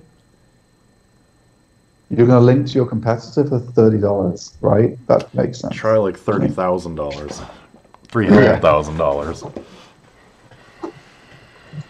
I mean, so my main, and you'll get to hear more of me talking about this specific point in leads, is you've got to try and think what the webmaster is thinking that's emailing. Like, there's this whole, I think a lot of it is this technical analysis and math and everything that we get into in the SEO world. You start thinking about sites as just a number. Oh, I've got this number in my portfolio of numbers that number me. The reality is a person controls the sites that you want to get a link from. And you can't approach link building without considering those people as the primary thing you think about. And any links that seem too good to be true in the context of some rational person, I mean, fuck, even some slight stupid person would still have to take a complete jump off a cliff to give me this link. Right. It can't be true. It just can't be true anymore. So it's just around thinking about what the webmasters are really thinking. The rest of the article is pretty good too, but I don't want to big up any other people that were quoted, so you have to read it if you want to read it. And our final piece of the day, our buddy Paul Shapiro shared a related searches embedded in Google image results. That's pretty neat. I think that's pretty useful, and it's pretty unobtrusive as far as Google goes. Yeah, it's the size of a single image card. At least on mobile, it looks like he took this with a mobile screenshot. But it's just your related search card with, he had pecans, was the search he used in Google Images. And it gives you a bunch of related search terms. And I'm guessing that it would open up images for those search terms. So I think that's pretty useful. I think this is like the third time in about a month that something about Google Images has popped up. So I'm feeling that we're on a we're probably going to see more from Google Images as far as useful functionality for SEO. Well, I mean, I showed you guys when we spoke about the different image search engines, like obviously Pinterest, Google, Bing, as the traditional ones, and a couple of others. We chatted about it like on the show briefly, like for 5 minutes or whatever. But I think Bing's image search has been ahead of Google for quite a while. So I'm not surprised to see Google trying to improve it. I don't know how Bing's is better, because images seems like it would be harder to me than words. Because computers are better at understanding words. They're pretty bad at understanding images, but Bing's has been a lot better for a while, so I'm not surprised to see Google spend some money, add some features. So it'll be interesting to see how it goes. Yeah, I mean the biggest thing I'd like to see is the Google Images Analytics to get a better idea of what kind of traffic is coming straight from image searches. And as far as I know right now, Do you use a lot of unique images though? Like, I don't think any of our sites we really focus on images at all. No, that's not the point. The point is, if all of a sudden Google Analytics has a feature that shows, X percentage of your traffic is coming from images, that's going to tell you. Well, no, that was my point. Like, obviously, if you're a site where you do a lot of photography and you include a lot of your own images, but for those of us who are using mostly stock images or very few images at all, I just wondered, like, if you'd experimented at all with a lot of unique imagery and stuff that might show up in Google Image Search, or if that's now something you'd think about doing. Right. Exactly. Because we don't do any of that at all at the minute, I don't think. No, I'm pretty much just taking stock images and sprucing them up a bit with some text, and that's the long and short of my imagery. Yep, canva.com. There you go. Add some text on and slap it up. I think that's, you guys want to do some Quora, or you think that's it for the day? Did someone say the Jungle Book? It's like 4 weeks old. I keep forgetting to get a new one. Well, I win this week then. Yeah, congratulations. I actually shared. Let me jump back into our Slack here, because there was another news item here. Oh, did I miss something? Yeah, it's cool. It's not like I matter at all. There's 2 pieces.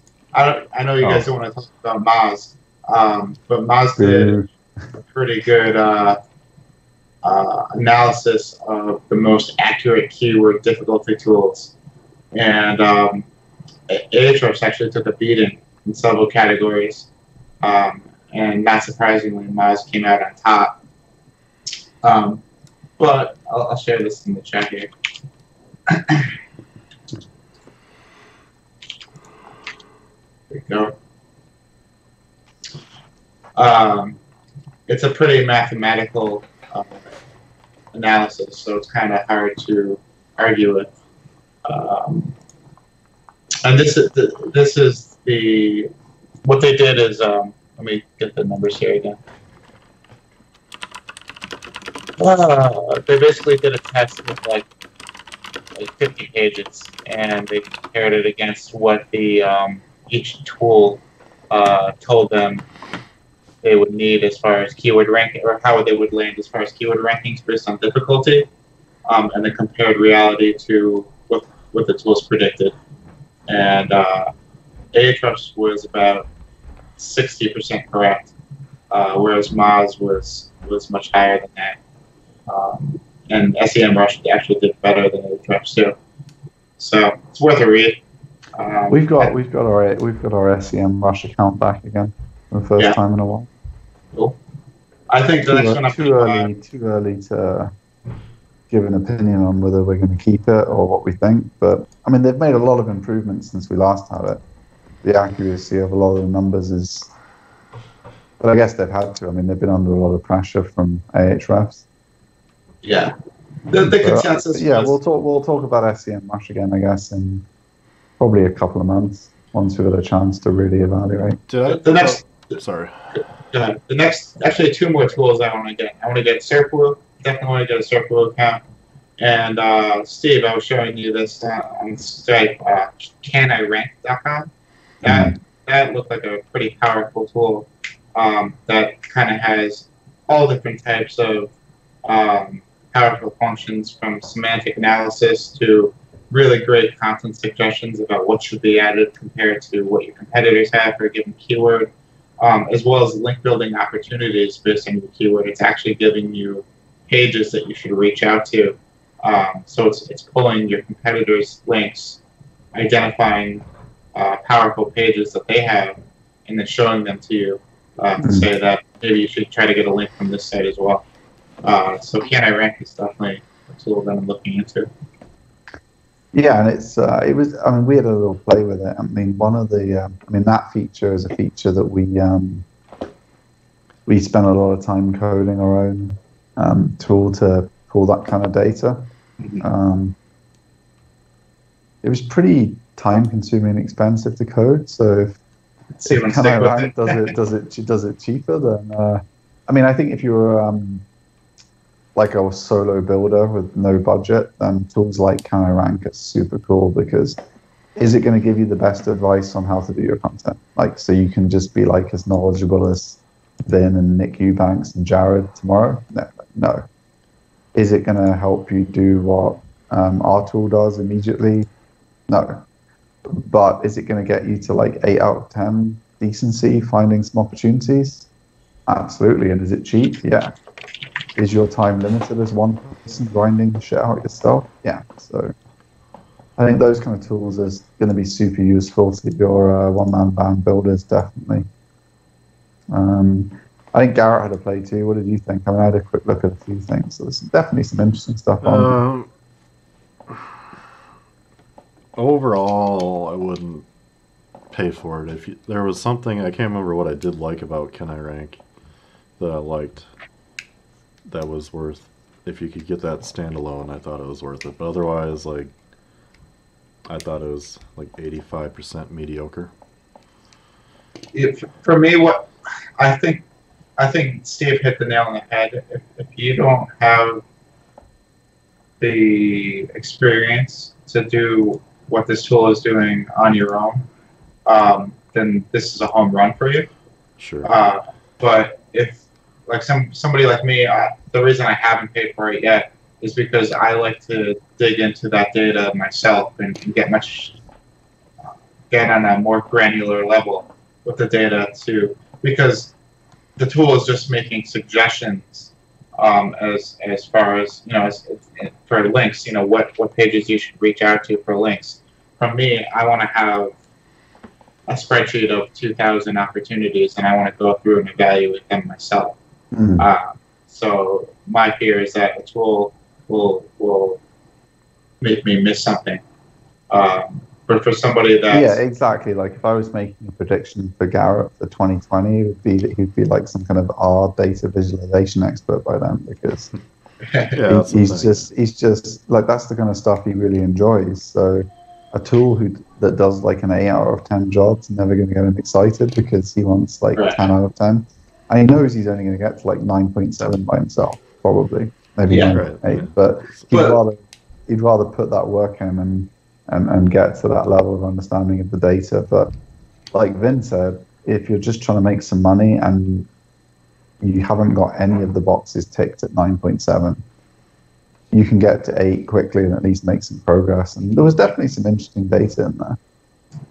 It's definitely great. Have you had any wins from it? Have you used any of the information you had on the trying it out? All I did was with the trial, and it cut me off. It cut me off pretty quick. But what I noticed was the results it gave me for the various tools that it had were the same results that I came up with myself when I did the manual work. So that was surprising. Like usually you don't find that just from an automated tool that suggests what you would have chosen anyway if you were going to do the process manually. So that's why it stuck with me. Oh, that's pretty cool. So you can either read the entire Builder Society crash course, or you can get this tool and it'll give you the same answers. Yeah. And hey, there was another piece of news content from Roundtable. I'm showing it here. And this goes back to something that we've been talking about a lot, and that is the hack of simply updating your post date and getting a SEO ranking boost from that. Euler came out officially and said that this is a bad SEO tactic, saying that it does not serve your audience well. And somebody that simply changes, a title from best SEO practices in 18 to best SEO practices in 19 without actually changing the content on the page is doing a disservice to their readership. And he said that pretty strongly. So my guess is I would argue, though, the opposite's true in some cases. I mean, his example is terrible because you could take the best SEO practices all the way back to 2012 and just add a year to each one, and it would still be true. Yeah. Well, what he said. The bullshit ones people were putting on their 2012 list are now known to be bullshit. Yeah. Like the people who build some PBN mix on it. But the good shit that everyone's doing, like if you look at the campaigns they're doing now, they're just pure marketing campaigns that get linked and stuff. Like they wouldn't probably change anything about their playbook since. Yeah. Well, I know Jason there. Like when he was a freelancer with no money, no clients, and working with local businesses, his campaigns that he did were identical to what he has Verve do now, just obviously at a bigger scale with Verve as as one of their senior management. Nothing's changed, and so I think his example's terrible. But like, you're right. That's a bad example. But as long as the content is still valid and correct, there's no problem with just changing the date. But he does give you a clue though in his answer that he's not going to do it my way. Like your article might still be the best article in 2019, but you should probably change it and add some stuff to it. Otherwise, Google will think it's changing the date.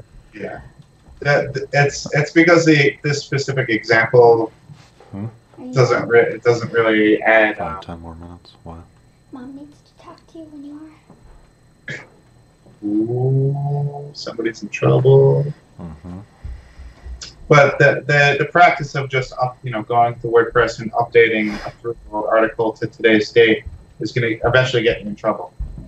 This is showing that Google is wise to that game, and what's going to happen is they'll remove your the post date that shows up in the search, so that'll restrict your ability to show up when somebody filters search results by. Yeah, we spoke about that on the original show. Right. Yeah. So everybody was a little fuzzy about whether or not this would, come home to roost. But it looks like the time is creeping up on us. I think when even we're talking about it on SEO UnMasked, by the time we get to talking about it, like if you're doing it as a strategy and you're not adding any value, you're fucked. Yeah. Because we're like Barry on the round table. We're covering the SEO news that's in the mainstream. Like once the news is in the mainstream, you've got to be an idiot to think that no one at Google has seen the news that we're covering in a mainstream discussion of SEO news. It's like they've definitely seen it. Like it makes me laugh about these forums, the black hat forums, particularly like when they're discussing things that are so out of date already, and it's like Google knew about this 10 years ago. Like, you can't be serious. The one thing I wish Google would get their fucking heads around is hack links. It's a joke that. Well, I think pretty soon with these niche edits. Hack links. Can you stop using their brand? Yeah. Hack links. Like a lot of the examples we've seen, let's say it's a plumber's website, he'll have some buried article, and that article links out to 8 different other plumbers. And it's just super obvious. Like even machine learning can tell that that article should not be linking 10 times to other different plumbing operators' websites. And then the anchor text is always like, best plumber, Minneapolis, plumber in Massachusetts, plumber in pipe repair, fucking Florida. Or, it's like, I would think they'll probably in the future be able to filter that shit out relatively easily. Well, you would hope that. I mean, I remember when these hack links came around the first time. It was before, Garrett was still in diapers. It wasn't quite that long ago, but you know what I mean. I remember when these came around the first time. There's no way Google isn't aware that hack links have been going on for a long time, and it just depresses me that. And a lot of stuff that SEOs have done is kind of annoying, but like take comment spam, like that's kind of annoying, but you don't have to hit approve on any comments to let them have their link. And now, like the popular platforms have all no followed them anyway. like actually hacking someone's site and putting your link in is just, it's a whole different level for me on damaging the SEO industry. And, you know, we've laughed a lot about some of the stories that have come out, you know, with Neil Patel and the paid article nonsense. And when the hack link stories come out in all the mainstream press and stuff, it's just another, you know, every SEO consultant that goes out and sees a local business, another thing they have to talk about in the meeting before they talk about the guy's marketing strategy. It's just another embarrassment to our industry, and they're piling up now. I mean, a really good friend of mine who's fantastic SEO, worked at a huge brand, just left, started their own agency. He said to me on a call, was chatting to him on Skype, he said, Jesus, everyone we meet's been burned the fuck by some asshole in this industry. Yeah. Because we spend the first 2 meetings talking about how we're not those other people and what we're doing differently before we even pitch their plan. Yeah. And he's getting, you know, obviously he's getting sales. It's going well for him because, you know, he's got the chops to show some good examples. But it's the wasted time and the amount of damage all this kind of stuff does to the industry is really depressing to me. And I wish Google wasn't so behind the curve, or because their solution is to make the industry look worse. Like, because they catch it so late, these people have already had 400 clients, so 400 innocent people get a penalty. It's too late when they take action. When they bring Penguin out and they finally fuck people over that are using Build My Rank and fucking Russian links or whatever, it's too late. You're just penalizing 400 innocent businesses. It's one agent. The guy's made $1 million off these fuckers before you've done anything. It's too late, Google. Yeah. Any SEO client that I have or has ever come to me has been a result of being screwed over. Yeah. I only have one active one now because I just I funnel their business to a real agency because I don't take on SEO work. But it's always been a result of shady business. Yeah. Sucks. I was just say one thing about Moz. It's not necessarily related to this shady stuff, but when was it, like 9 months or a year ago, when Ahrefs kind of removed all like the shitty domain links from their database? Was that about the time frame that they did that? It was a bit longer. It might be 2 years ago, I think. Okay, I honestly can't remember. What they did was... It was a good chunk ago, yeah. You know, let's just say there's 1 million domains out there that are commonly just irrelevant. They have no value, but like they link to every website in the world, and they're just shit. Ahrefs said, we're not even going to include that in our index. Yeah, if you buy a pack of Sherlock, does Google... They're the sites you get your links. Anyways, you know how Moz has been saying that their new link index is huge compared to Ahrefs. It was like a few weeks ago or a month ago, I was looking at Moz's new index and just looking at our sites in there. And from what I can tell, Moz's index may probably be bigger now, but only because they still include all these hundreds of thousands, if not millions of websites that Ahrefs has chosen not to deal with as a fundamental core. We have one good example of that because one of our sites was the one that I was deliberately spamming. Yeah. It got penalized. We decided we wanted to revive it, so Garrett got it out of manual penalty and tidied it up. Ahrefs shows that it has 47 linking root domains. Moz still shows... Well, Moz, since their new index came out, shows all the old Sherlock does Google links that Ahrefs doesn't show. Yeah. So that may be further to the point. It may be interesting where, let's say you just have a feeling someone's blasting a bunch of shitty links at your site, but all you use is Ahrefs. You might never know. You might want to get a Moz account. Yeah. They show those shitty links better than Ahrefs. But yeah, that might be a serious reason to use Moz in tandem with Ahrefs. But I think Moz is definitely with their new index at the point where they're one of the big three, where it was the big two. It was Ahrefs and Majestic. Yeah, I obviously don't have all the links if you want to see all the links you have, Moz is now in the big three again, you probably need to have a Moz account. I'm not trying to say that the only reason Moz has so much more links in their index is because they're still including the shit ones. It's just, I think it's worth mentioning.